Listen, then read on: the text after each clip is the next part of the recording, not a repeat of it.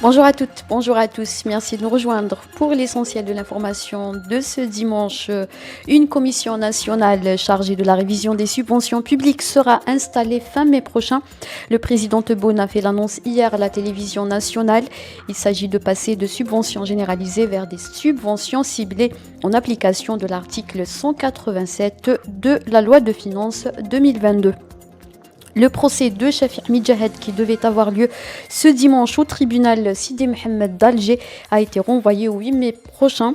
Shafiq Midjahed a refusé de comparaître par visioconférence.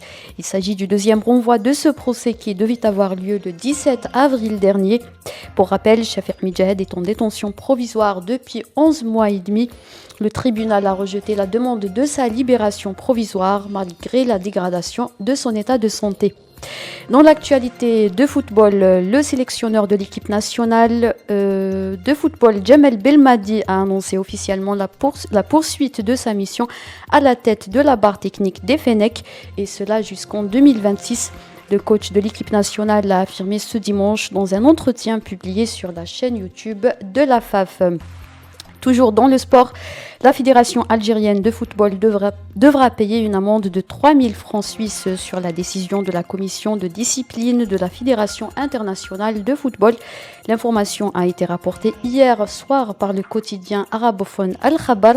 L'arbitre Bakary Gassama aurait déposé un rapport à la FIFA sur des événements survenus lors du match barrage entre l'Algérie et le Cameroun le 29 mars dernier à Blida. En Tunisie, la coordination des partis sociaux-démocrates a fait part de son rejet de la dernière décision du président Haïssé Saïed.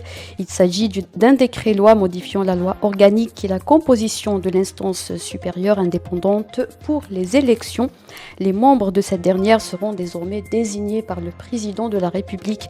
Dans un communiqué, les sociaux-démocrates ont indiqué que cette décision marque le retour par la grande porte de la Tunisie à l'ère de la fraude électorale.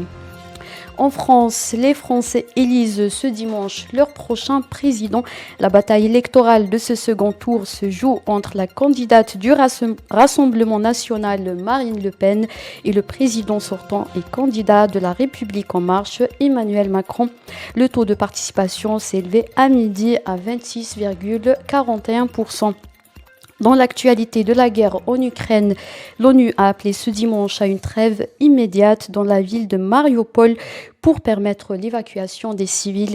Il s'agit d'au moins 100 000 personnes qui devraient être évacuées de cette ville portuaire contrôlée par l'armée russe.